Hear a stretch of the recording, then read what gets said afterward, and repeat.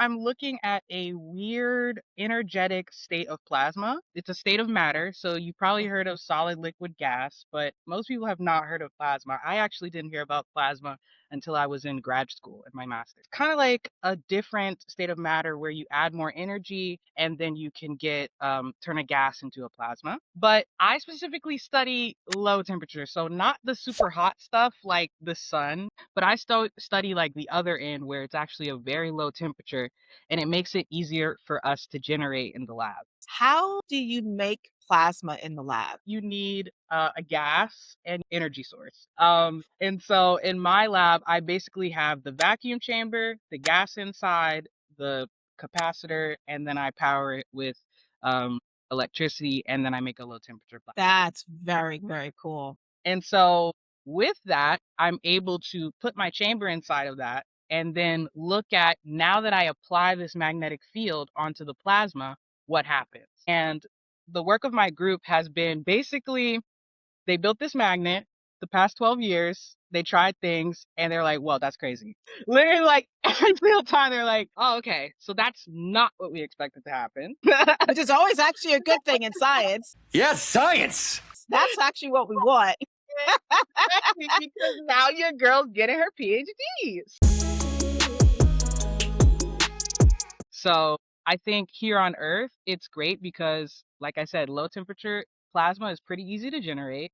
Mhm. And we use fake dust, like science dust, as my advisor calls it. And it's basically like silicone particles that are manufactured. And that Okay. used to, the most interesting thing of all is that since it's coupled, like I said, we are literally observing the plasma. When we illuminate the dust particles and they're coupled to the plasma as dusty plasma, we're literally observing the behavior of the plasma itself. Mhm. And so that's what's like kind of revolutionary, because we can't look at charged particles, point blank, period. So not yet. Maybe, hey, maybe, but Right.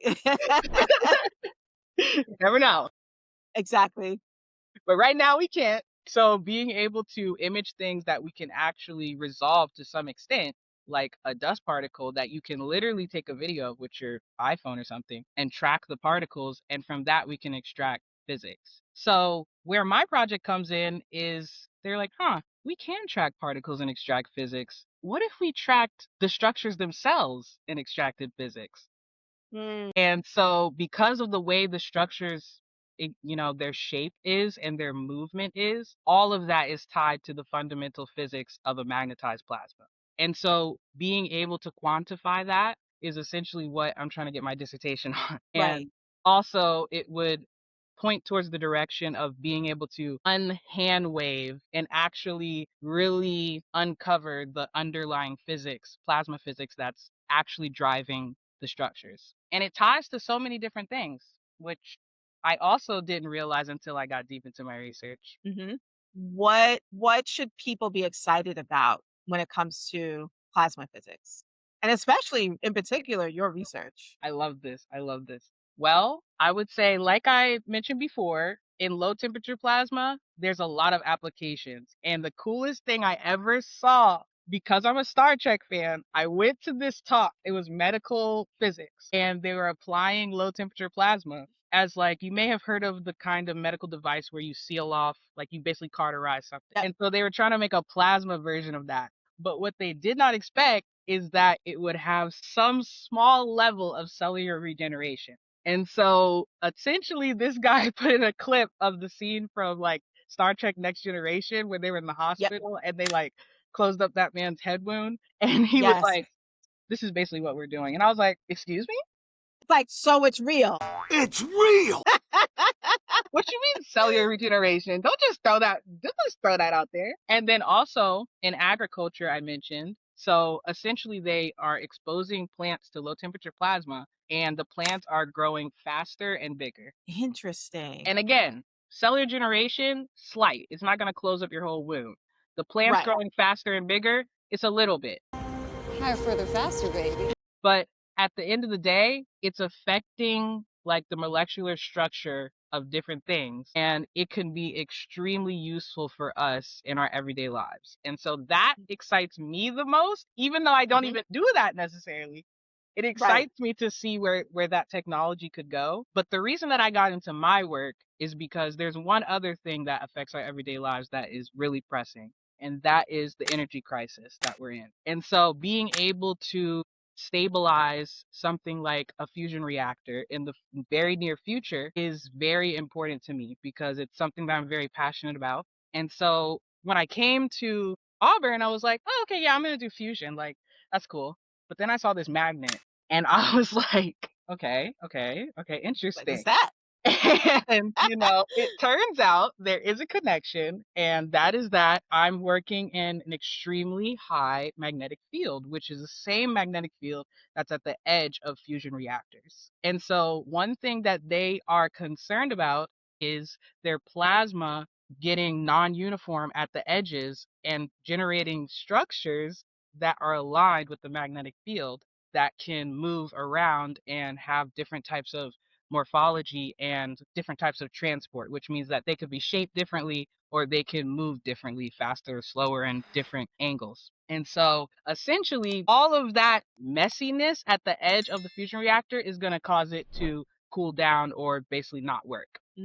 And so being able Okay. to solve the stability problem is like a huge thing that people have already been dedicating their whole lives to in terms of solving Mhm. the physics. But how can we use the information that we're given to inform the physics? And that's where my work comes in, is looking at tracking structures and using data science like machine learning to inform the physics of maybe even controlling or predicting these types of instabilities in fusion reactors. So definitely never thought I'd be doing this. Definitely 100%. Mhm. I knew I wanted to do fusion, full stop. That was it. But since I've gotten into this like niche area of magnetized plasma, I've really come to appreciate like looking at almost kind of like peeking into the future because we're literally observing the frontier of physics before we even know what the math is fully worked out to be. Right. So Okay. it's using experiments combined with computation to inform theory of how we can predict structures like these to keep our reactor from blowing up, for example. Which is very important. You're gonna It might solve, just minor detail.